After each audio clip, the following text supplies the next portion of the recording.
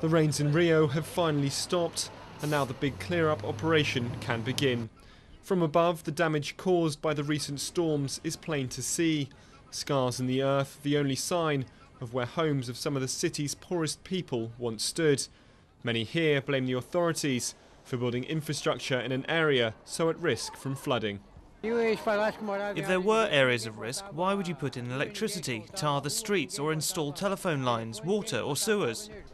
Now it takes courage. I lost everything, but God willing, I will rebuild. But many of Rio's poorest inhabitants are left with little choice about where they live.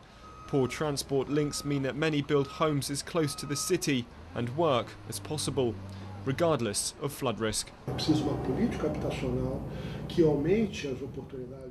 We need a housing policy that increases the possibility of living in the city. We need a transport policy so that people can move around. Without these two conditions, it will not solve the problem.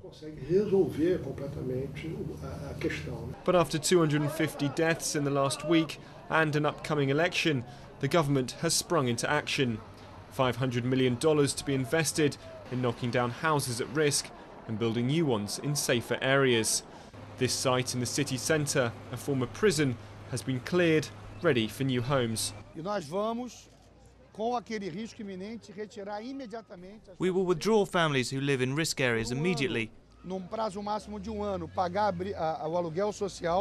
We will pay their rent for 1 year, and then in 1 year we will provide a new home for these people. The government knows it must act now, and not just because of the ongoing threat of rain damage in the area. In the next 6 years, Rio plays host not only to the Football World Cup, but also the Olympic Games.